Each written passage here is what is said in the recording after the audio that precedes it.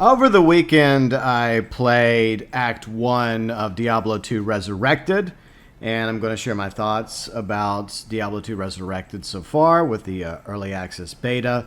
We're also going to talk about some other things revolved around the controversy of Activision Blizzard, because I feel like that has to be discussed as well. And a friend of mine falsely getting banned from Activision. We'll talk about that too.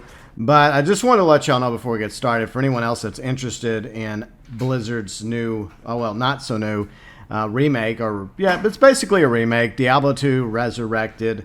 It is coming in September, but you have opportunities this weekend, August 20th through the 23rd of August, to participate in the open beta, so you can try it out if you're still on the fence about whether or not you want to purchase Diablo 2 Resurrected. It'll be available starting this Friday, August 20th, open beta for Windows PC, Xbox One, Xbox Series S, as well as Series X, and of course PlayStation 4 and 5 for anybody that happens to be curious about the open beta. So overall, I thoroughly enjoyed my time in the beta. I played as a druid, completed Act 1 start to finish, and graphically there's obvious improvements to Diablo 2 Resurrected from its predecessor, the original Diablo 2. But at the same time, the voice acting, the sound, as well as the music of the game feels exactly the same. It seems very faithful, mostly faithful to the original Diablo 2. There are some changes that they made, like a larger stash. I like that. It's much bigger than the original version was. A few other changes they've made here and there as well that I think were good changes. The controller for the PlayStation 5, which is what I played the beta on, worked impressively well. But credit to Blizzard, because they had already achieved the ability to play Diablo 3 with a controller all the way back to PlayStation 3, Xbox 360, then of course PS4, Xbox One. So obviously that was a step in the right direction with Diablo 2 Resurrected, the ability to play that across all the current platforms, such as Xbox One, Series S, X, as well as PlayStation 4 and PlayStation 5. So that made total sense. There is some controversy revolved around Diablo 2 Resurrected that Young Yi did a video about. I will link that below in the description section. Basically, it's about the TCP/IP peer-to-peer ability that players on PC apparently are not going to have. A lot of modders and speedrunners on PC wanted to be able to have their own LANs and do peer-to-peer. And at first, Blizzard said that they were going to have that in Diablo 2 Resurrected on PC for anybody that was interested in not playing on Battle.net or just wanted something separate. But apparently, Blizzard lied. Maybe, just maybe, Blizzard will listen to the feedback and they'll do a 180 again and eventually put TCP/IP peer-to-peer back into the PC version of Diablo 2 Resurrected, because there's a really hardcore Diablo 2 community that is revolved around the modding and speedrunning, and I feel like this reversal of Blizzard is a major slap in their face, especially since they initially said that TCP/IP would be in Diablo 2 Resurrected on PC. So I feel like Blizzard needs to keep their word on this. However, the majority of us will be playing Diablo 2 Resurrected through Battle.net, the dedicated servers, especially if you're on a console like I will be on PlayStation 5. So it's not really that big of a deal for us, but at the same time, we should hold Blizzard to their word, and they need to be considerate of those players on PC that want to play Diablo 2 Resurrected, similar to the original Diablo 2, through the peer-to-peer lands as well as TCP/IP. Once again, check out Young Yi's video. He did a great job breaking it all down. But overall, as someone that's been a huge Diablo fan since the very first Diablo game, and I absolutely love Diablo 2, it's my favorite of the franchise, I put tons of hours over the years playing Diablo 2, and I just recently, a few months ago, started playing Diablo 2 again, even did a few episodes on the channel. And I had a great time going back to Act 1 of Diablo 2, playing as the Druid. The Necromancer is my personal favorite, so whenever the game does come out in September, I will definitely be playing as the Necromancer. But I had a fantastic time, and graphically it looks better, and I didn't have much difficulty learning how to play with the controller. Once you get the hang of it, it's not too difficult. And like I mentioned, there's some things that they've changed that I actually appreciate. For example, the mercenary, the rogue, you're able to give her like some armor, a helmet, better bows, and she actually can go with you into Act 2. And I believe in the original version of Diablo 2, she would not go with you beyond Act 1. So apparently you can take your mercenaries with you, whether or not you like the rogue or one of the different mercenaries from the other acts in Diablo 2, and you can also upgrade them with better armor, better weapons, and helms, so that's definitely a good thing. And you can also resurrect them, because I accidentally got killed in the cathedral, and yeah, I went back, got all my stuff, and I was able to go and resurrect my rogue, which was good because it wasn't her fault that I screwed up and died. I wasn't paying attention. And another thing I do like is the fact that you can have 2 different weapon sets on your character. So that's kind of cool. So you can basically have a melee loadout, and then you can quickly switch it if you want to a different melee loadout, or a long-range loadout like a bow and arrows, or a crossbow and bolts. You could do that. So I did appreciate that as well. Plus, there's definitely other things about the resurrected version of Diablo 2 that I thoroughly enjoyed. I don't know if I'm going to stream it, because predominantly on my channel is about open world games, like, for example, Red Dead Online, GTA Online, the Mafia franchise, Ghost of Tsushima, which has the new director's cut coming this Friday, along with the Iki Island expansion that I'm looking forward to this weekend. But at the same time, I've been a lifelong Diablo fan, and Diablo 2 easily my fave. So at the same time, I personally enjoyed it. Anybody interested in checking out Diablo 2 Resurrected, I highly recommend you check out the open beta this coming weekend, August 20th through the 23rd. Once again, it will be available across several platforms, not just Windows PC, but Xbox One, Xbox Series S, Series X, as well as PlayStation 4 and PlayStation 5. From what I played over the weekend, I don't think we have another Warcraft 3 Reforged issue brewing here with Diablo 2 Resurrected. Hopefully not. I did enjoy playing Act 1, and there's definitely a lot of original Diablo 2 feels there. It feels, for the most part, pretty faithful to the original game. And I'll just let you decide whether or not you agree with me or disagree with me below in the comment section, especially those of you that played either the early access beta or the open beta coming up this weekend. Now we have to move over to Activision Blizzard controversy.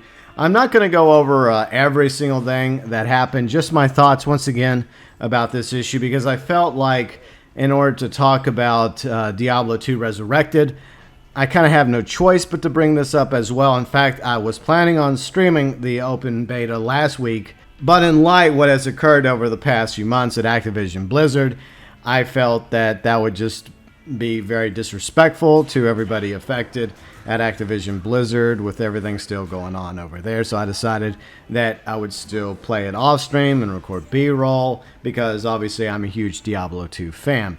But at the same time, I do think that there needs to be some serious changes at Activision Blizzard. So there's been a lot of controversy around Activision and Blizzard from what happened regarding Hong Kong to most recently with the perversion, sexual harassment issues, being sued by the state of California for gender discrimination.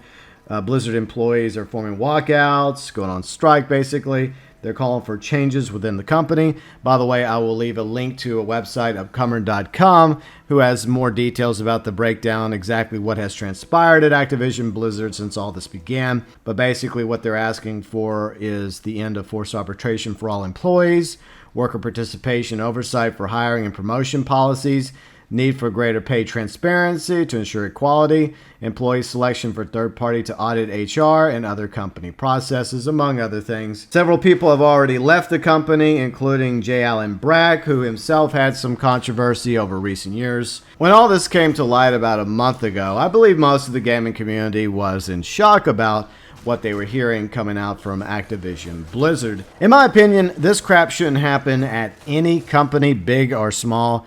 And what has transpired at Activision Blizzard is unacceptable, and there definitely needs to be changes there.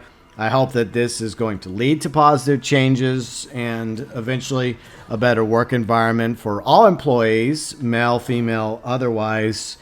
So let's just hope that this terrible situation that's come to light will eventually lead to some sort of positive change, not just at Activision Blizzard, but other companies in the gaming industry and also other companies in general and those responsible for such actions should be held accountable and should be fired or punished appropriately. Now, before we conclude, I do want to talk about a friend of mine, Kane. Check out his channel. He enjoys playing Call of Duty Cold War, Warzone, Zombies, and recently he was falsely banned by Activision. And it's come to light another issue, how they go a little extreme in banning players. It seems like they just ban a whole bunch of players. Some of them probably deserve it. Majority of them maybe not. They should just be suspended or given a warning, depending on what the reasoning for it is. It could be just complete BS that they were banned. I believe that Kane is going to be working on a video going into greater detail about what happened to him. So be sure and check out his channel whenever he puts that video out regarding what happened with him being a victim of being falsely banned by Activision. I will definitely be sharing that with you all via the socials, my community tab, Twitter, as well as Facebook. I will let you all know what's going on with my good friend Kane, who I play with on a regular basis in Reddit Online as well as GTA Online. Plus, we're also planning a co-op series with Far Cry 6 coming up in October, and what's been done to him by Activision is unacceptable too. At the very least, what Activision should do is reimburse Kane and others that have been falsely banned by giving them back their money. Kane spent a few bucks buying cosmetics for Cold War, Zombies, Warzone, and I feel like since he no longer has access to those cosmetics, those items, he was a good customer to Activision. He played their game, yet he gets banned for ridiculous reasons. At the very least, Activision should give Kane and others back their money. Now, best case scenario, you would like to believe that there was a way for Kane and others to have the ban lifted and for everything to be restored, including everything they've purchased and earned through the game. But unfortunately, from what I've been told, that is probably not going to happen. So at the very least, Activision, you should give Kane back his money and give everyone else that you've falsely banned their money back as well if you're just going to do them dirty like this. So overall, a lot of bad things have been transpiring at Activision Blizzard for quite a while now. Last year, of course, we had like I mentioned a moment ago, the controversy regarding Hong Kong and how poorly Activision Blizzard handled that. J. Allen Brack was in the middle of all that. Plus, you have the head of Activision, Bobby Kotick, pulling down ridiculous amounts of money every year, while the employees of Activision Blizzard that do all the hard work and labor for the games that are like Overwatch, World of Warcraft, and of course coming soon, Diablo 2 Resurrected, they're the ones that are getting screwed over and not getting paid as much as they deserved, while somebody at the top like Bobby Kotick is getting ridiculous bonuses that he probably doesn't really need. And meanwhile, unfortunately, employees get let go at the same time. This is typical with not just Activision or other corporations out there in the gaming industry, but corporations in general. We have people at the top, these executives, these suits, earning 7, 8+ figures a year, having golden parachutes, ridiculous bonuses, and you're often wondering exactly what have they done to earn that paycheck and those bonuses. Meanwhile, all the hard workers and employees underneath them that are busting their ass, a lot of times working overtime, holidays, weekends in order to get these games out and new content for these games, they're probably just getting paid enough to, keep a roof over their head and food on the table and barely able to pay the bills, while Bobby Kotick and others are, living it up in high levels of opulence and luxury. But I seriously doubt that Bobby Kotick is down there, working on coding or making content or involved with any of that hard labor that his employees are having to do, while at the same time, employees on a regular basis at Activision Blizzard and other publishers, other developers are constantly let go, overworked, underpaid. Obviously, there needs to be some change to the entire system. And my focus there is on corporations in general. I do not have a problem with capitalism per se, but I do feel like corporatism is a rot that needs to be cleansed and refocused and fixed. I think in Japan, companies function a lot better, where the heads of their companies are not paid as much and they have a lot more responsibility, and they actually try to take care of their employees and do right by most of their employees. Not all of them do a good job, but from what I've been told, from what I've read about and researched, it feels like the heads of Japanese companies do a much better job than the heads of American companies. So that's definitely something that we should look at and consider making some serious changes to the way corporations are in the West. But unfortunately, that's just another issue entirely that I think we don't need to go into any further, because I personally loathe corporations. I feel like they're too large and too out of control, and a lot of times a lot more powerful than most governments on the planet. But anyways, that's my overall thoughts and views and opinions regarding what's going on with Activision Blizzard. I feel bad for all the employees involved. I hope things end up getting better for them, and I hope that those responsible for all that crap are held accountable, properly disciplined, punished, probably fired. I think they deserve it, and I hope that this leads to positive changes in other companies, not just Activision Blizzard, but through other like publishers, development studios, and other companies in general. But circling back to Diablo 2 Resurrected, I think that I'm going to continue playing it. For the record, I purchased the game before this controversy broke out back in, I think it was July. Everything that just dropped out of nowhere, the investigation from the state of California, the lawsuit, and all this. So I had obviously pre-ordered Diablo 2 Resurrected before any of that came to light, or before my good friend Kane was falsely banned by Activision. So at the same time, I did, for the record, attempt to cancel my pre-order, but I purchased it through the PlayStation Store, and so I had to log in online. I had to go through all these soups trying to figure out how I could, go through the process of canceling it. But every time I would, get myself in line to try to get it canceled, unfortunately, there was always a waiting period. There's always like 80 to 100 plus people in front of me waiting for something over on the PlayStation Store website, which makes it extremely difficult to cancel games. But at the same time, I've decided, I think that I'm going to go ahead and just keep Diablo 2 Resurrected. I'm just not going to be streaming it on the channel for multiple reasons. One thing, I condemn what Activision Blizzard has done, but at the same time, there are people that work at Activision Blizzard that do a great job. They're hard workers, and I don't really feel like they deserve to be punished as well, because when we cancel video games like Diablo 2 Resurrected, World of Warcraft, Overwatch, etc., or say a next COD game, Vanguard, it also punishes them. They're usually the ones that end up suffering the most whenever their companies end up taking a financial hit. They're the ones that end up having to work harder, longer, and they're the ones that get let go. Meanwhile, those at the top, like Bobby Kotick, they rarely end up suffering because of our backlash towards their companies. So that's just something to keep in mind. So I think that's a big reason why I've decided to keep Diablo 2 Resurrected, because I'm a huge Diablo 2 fan, and I feel like this is definitely a very good remake, remaster. Much better than Warcraft 3 Reforged, as far as I can tell, hopefully.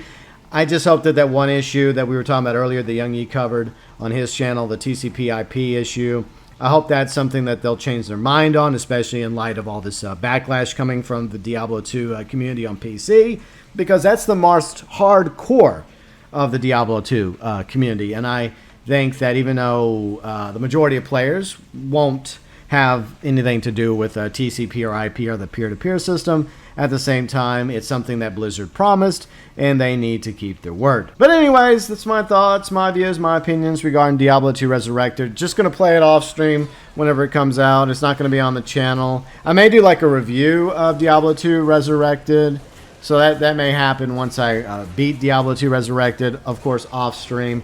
I'm just going to focus on doing the content on the channel that most of my viewers and subscribers prefer, like GTA, Red Dead, Ghost of Tsushima, Mafia, and of course Far Cry 6 coming up in October with my good friend Kane. So that's, I think, where I'll focus the content for the channel, except for, like I mentioned, a Diablo 2 Resurrected review. Sometime in September I will do that video once I've beaten Diablo 2 Resurrected off stream. As a gamer, it's nice to have games that you don't have to put up on the channel. You don't have to live stream.